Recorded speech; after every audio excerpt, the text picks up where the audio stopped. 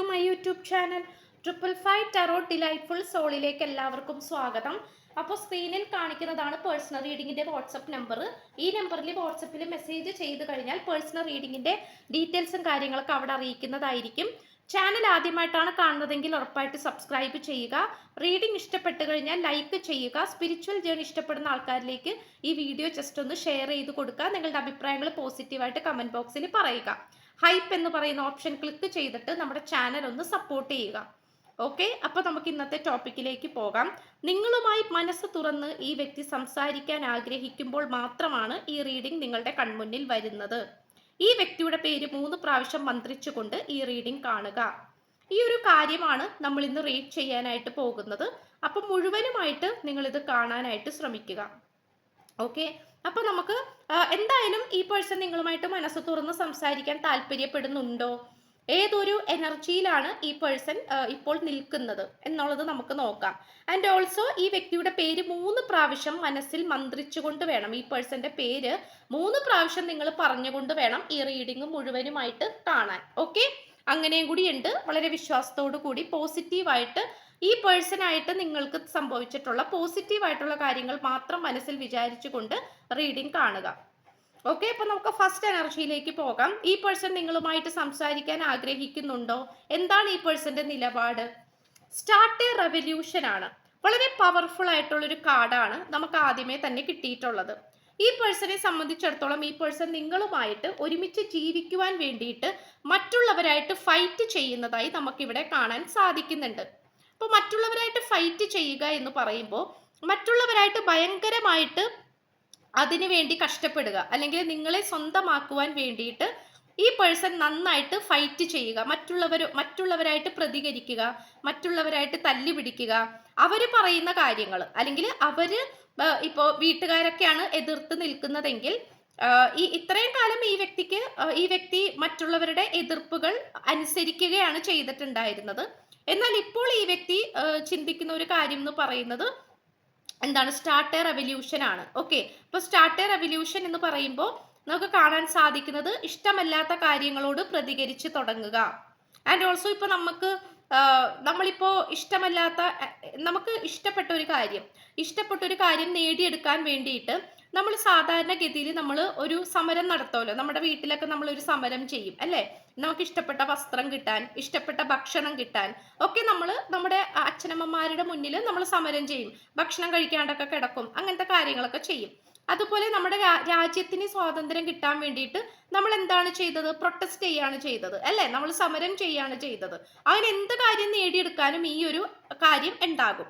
അപ്പോൾ അതുപോലെ തന്നെയാണ് ഈ പേഴ്സണും ചെയ്തുകൊണ്ടിരിക്കുന്നത്. കാരണം നിങ്ങളുമായിട്ട് ആ ഒരു സമരത്തിൽ നിങ്ങളെ നേടിയെടുക്കാൻ വേണ്ടിയിട്ട്, നിങ്ങളുമായിട്ട് ഒരുമിച്ച് ജീവിക്കാൻ വേണ്ടിയിട്ടും സമരമെടുക്കുകയാണ് ഈ പേഴ്സൺ ചെയ്തിട്ടുള്ളത്.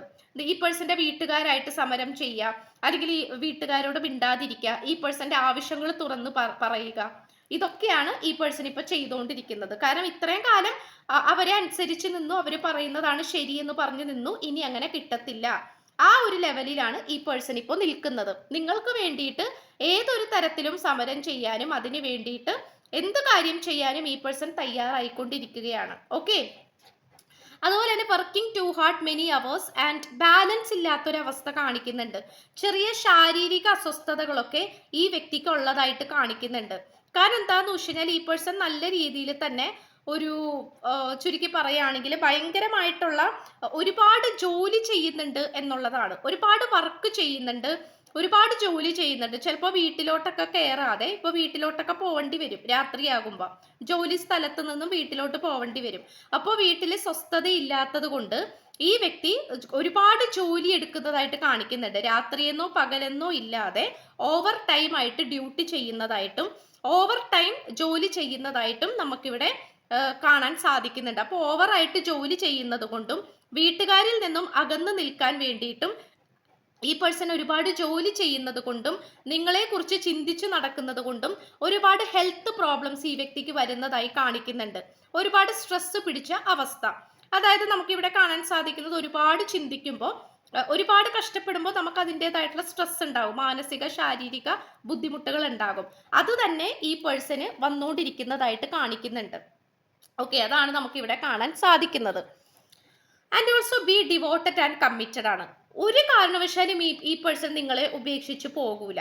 കാരണം എന്താന്ന് വെച്ച് കഴിഞ്ഞാൽ ഈ പേഴ്സൺ ഭയങ്കരമായിട്ടുള്ള ഒരു ഒരു കമ്മിറ്റ്മെന്റോട് കൂടി നിങ്ങളുമായിട്ട് നിശ്ചിതമായിട്ടുള്ള ഒരു കമ്മിറ്റ്മെന്റോട് കൂടി മുന്നോട്ട് വരാൻ തന്നെയാണ് ഈ പേഴ്സൺ തീരുമാനിച്ചിട്ടുള്ളത്. ഓക്കെ, അതായത് എന്തൊക്കെ പ്രതിസന്ധികൾ ഉണ്ടായാലും, എന്തൊക്കെ തടസ്സങ്ങൾ ഉണ്ടായാലും, എന്തൊക്കെ നഷ്ടങ്ങൾ ഉണ്ടായാലും ഈ പേഴ്സൺ ഉറപ്പായിട്ടും ഇതിൽ തന്നെ നിൽക്കും. ഓക്കെ, ഇതിൽ തന്നെ നിങ്ങളായിട്ടുള്ള റിലേഷൻഷിപ്പിൽ തന്നെ ഉറച്ചു നിൽക്കും.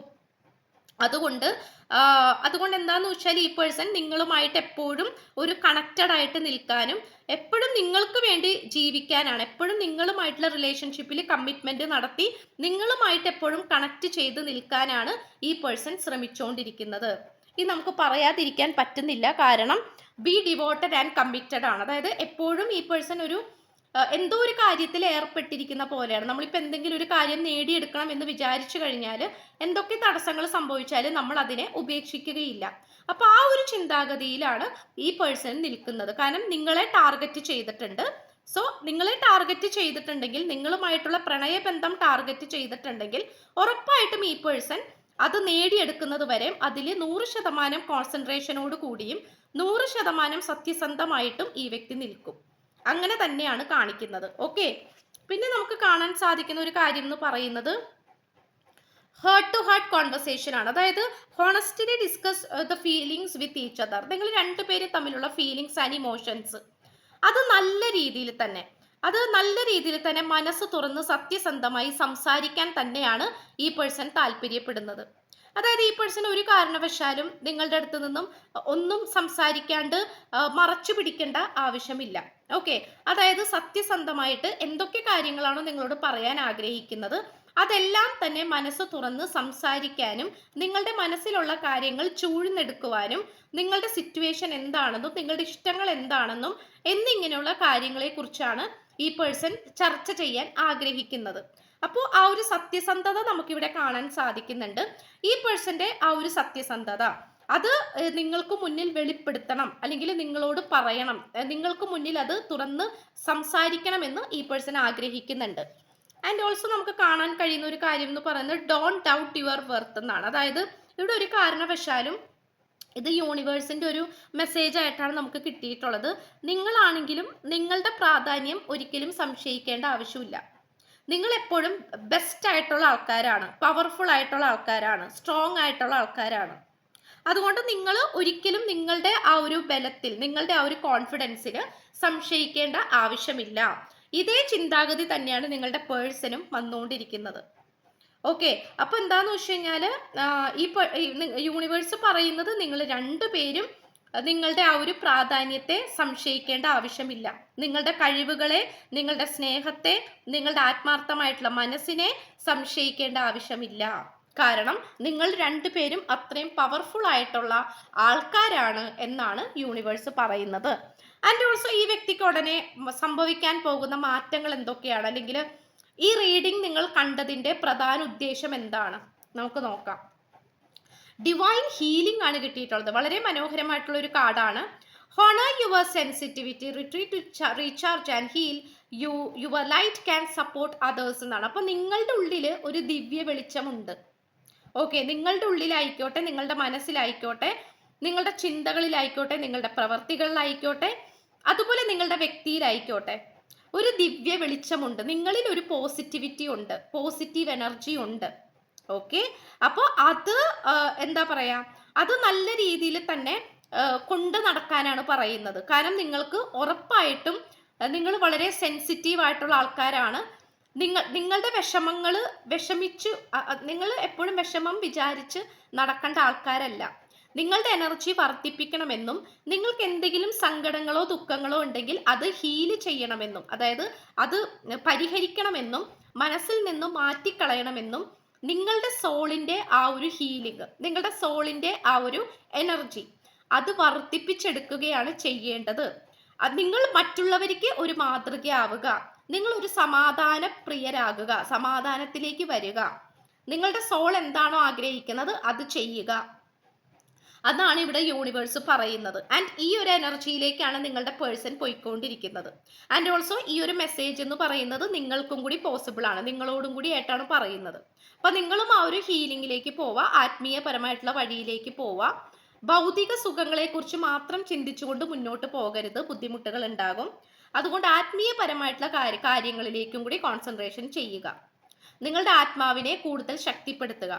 ആൻഡ് ഓൾസോ ഈ ഒരു സെയിം എനർജിയിലേക്ക് തന്നെയാണ് നിങ്ങളുടെ പേഴ്സണും വരാൻ പോകുന്നത്, അല്ലെങ്കിൽ വന്നുകൊണ്ടിരിക്കുന്നത്.